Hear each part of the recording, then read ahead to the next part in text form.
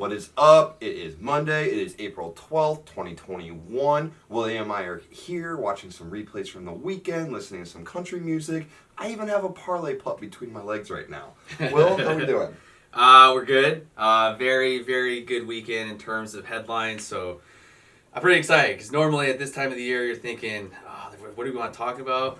That's a great problem to have. It's a fantastic problem. Yeah, we have a lot. Well, let's start where the fire's the hottest. Masters were this weekend. Hideki Matsuyama decided to, show up, play some golf this weekend. -11, got himself a green jacket. You surprised there? Talk about a major come up for your country. So he's representing Japan, and he's basically going to be their Michael Jordan. There has never been a Japanese player born that won the Masters tournament. It's Charlie's hair. It's just shit snowing fur right now. The parlay pup having himself a morning. Gave him some loving. He missed the boys from the weekend. Yeah, I literally can't stop touching him, or he just comes up and pulls me to. Yeah, Charlie was he was out of town all weekend. Now his fur is just going everywhere. But no, Matsuyama made a huge jump on moving day and really never looked back. Now, Dale, there was two other guys. I guess you could include Jordan Spieth at some point. But Xander Schauffele and Will Zalatoris, who is a combination of Happy Gilmore's caddy and the comedian Trevor Wallace. They have very physical similarities in their facial structure.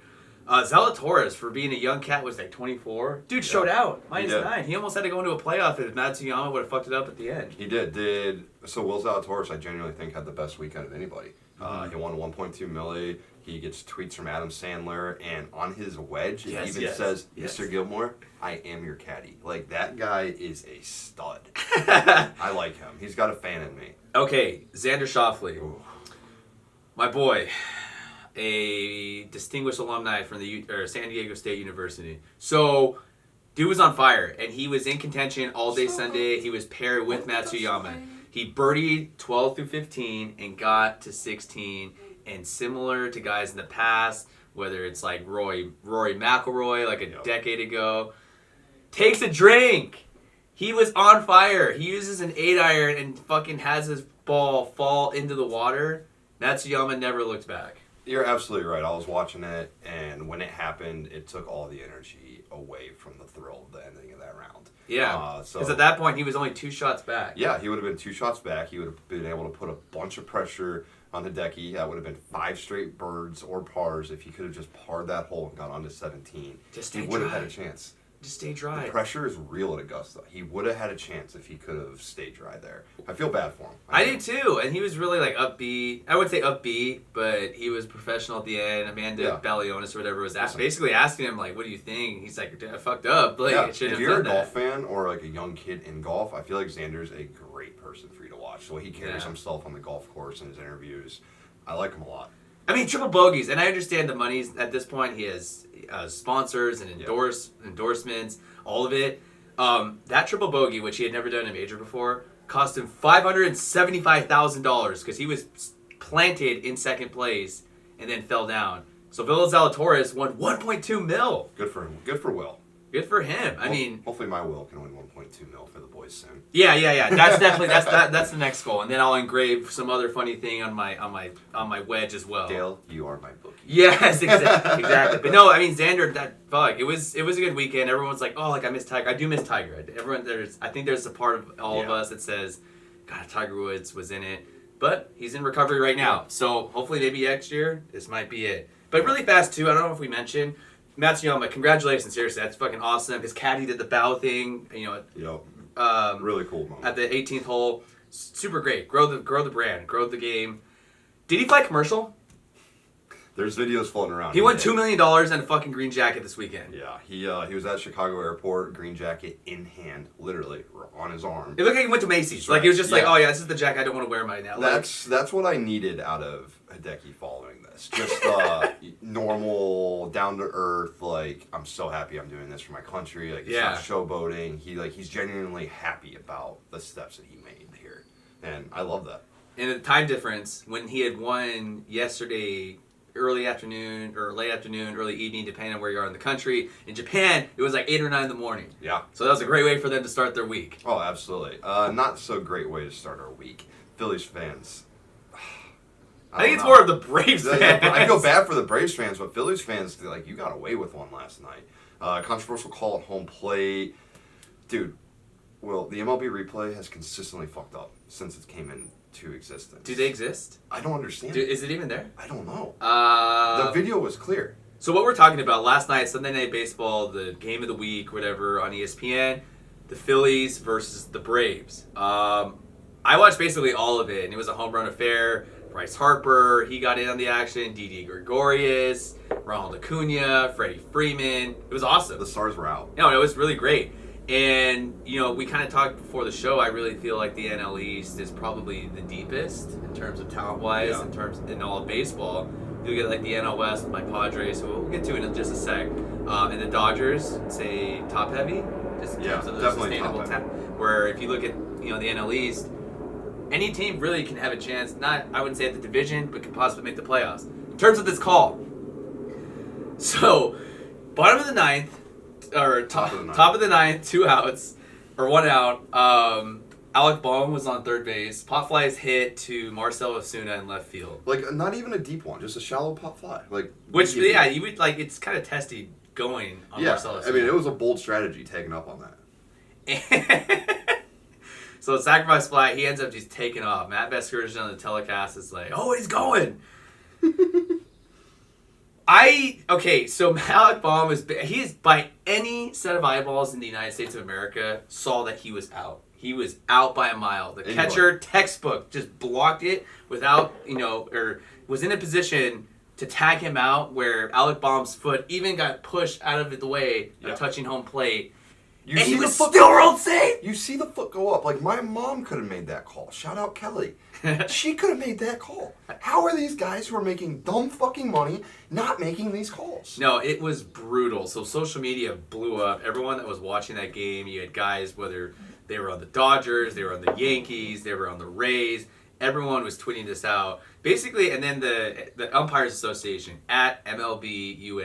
Ooh. I'm sure they have plenty of really mean messages in their mentions this morning, because this is an indictment on that. You have one job, and we have talked about it. They want should we do the robot umps? Should we should we implement other systems? And that's gonna, depending on who you ask, that might kind of sway you away because you don't want to ruin the tradition of baseball of having the umpire behind. But can see it clear as day. And back to the whole thing. Do we have serviceable replay system? No! Listen, the replay guy had Phillies money line last night. Yeah, exactly. That's the only way it makes sense. That's genuinely the only way that this call makes sense. How right? It was egregious. It was outrageous. That was bad. He had to have Phillies money line.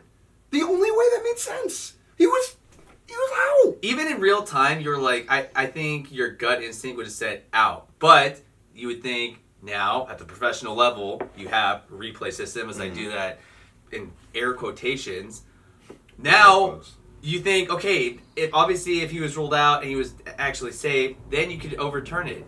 He was ruled safe from the beginning, and then it wasn't overturned. Yeah. That blows my mind. Crazy. I mean, definitely something to keep our eyes on. Like, whenever this stuff happens, the comments or the responses from the MLB or NBA or NFL, whoever fucks up, are always great. So I'm interested to see how they're gonna get better from this. Braves fans, if this happened to your Indians or my Padres, I wouldn't necessarily do this, and I'm not condoning it. So I think it's funny because it's not my team. But Braves fans were throwing trash onto the field in response to that call. It's not funny, but it's funny. Yeah. Dansby Swanson, the shortstop for the Braves, basically said after the game, saying, look, I love my city, I love my fans.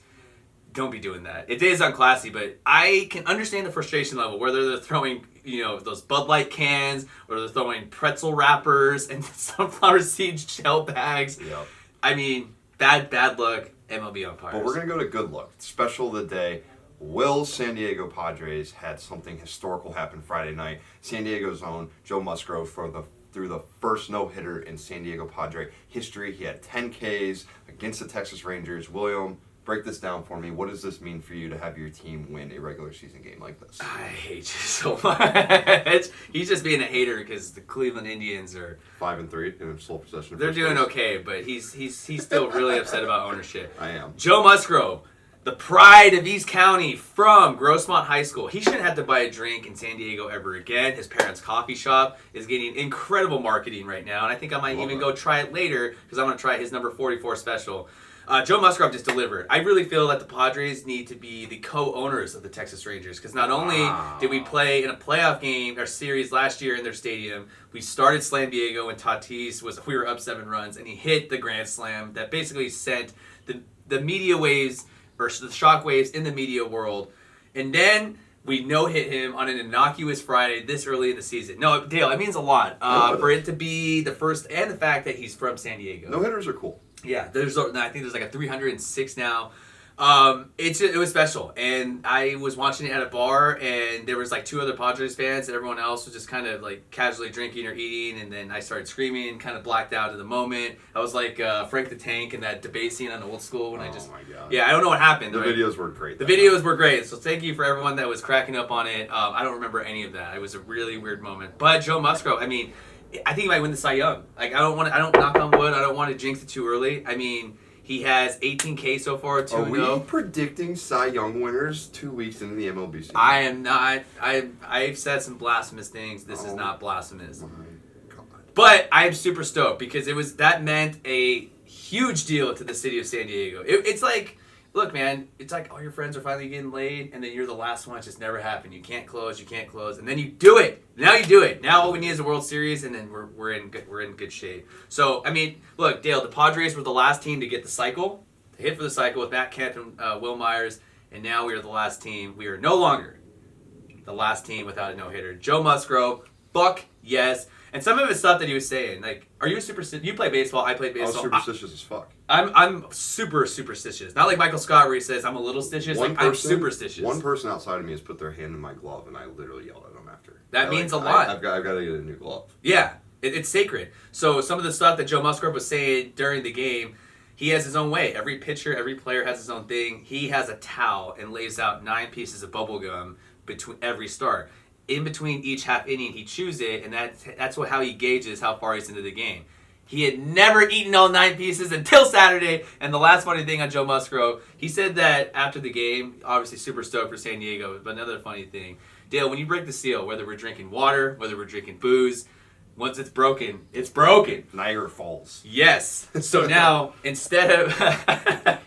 Musgrove drank like 12 bottles of water, said he had a piss from like the 5th inning on, didn't break the seal. Even though it's horrible for your bladder. Yeah, that's impressive. Yeah. I probably couldn't do that. I probably couldn't do that just sitting in a car or sitting down. He did that throwing a no-hitter. I couldn't talk to a baddie for longer than 20 minutes. I had to get up and go to the bathroom.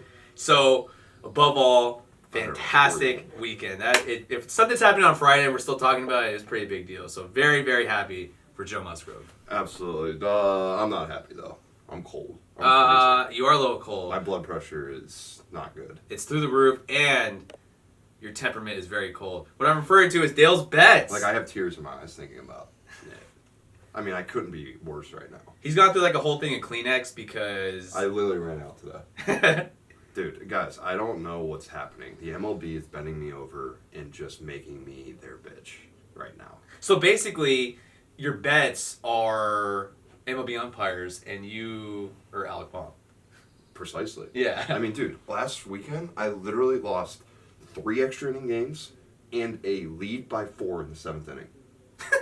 In one day. In one day. How does that happen? But you know what? I handle adversity like a fucking champion. We're going to get through this. Tonight's menu, I've got some games for us. Game 1, Chicago White Sox to score first. They're at plus 105. They're playing my Cleveland Indians. Tristan McKenzie's on the bump, making his first start of the year. I believe that the White Sox will score first. Tristan McKenzie gives up a lot of hits, so we'll see what happens there. Game number 2, Padres are playing the Pirates. Yu Darvish is back on the mound. I'm 0-2 in bets with the Padres and you on the mound, but you know, I talked to you this weekend. He said that he got me Padres minus 1.5 today. Third time's a charm. Third time's a charm. And Hideki Matsuyama, who just won the Masters, listed Yu Darvish as one of his inspirational athletes. Yeah, absolutely. So he's going to go out, show out today. It makes sense. And then game number 3, you know, Will and I were going back and forth on this. I had to ask for some advice. He didn't really give me much. But Nuggets are traveling from Boston, where they lost a heartbreaker last night, to Golden State, where they get to go face Steph Curry and company. Golden State's plus 4.5 at home against the Nuggets, who are flying cross country, like I just said. It's just a little bit of simple math.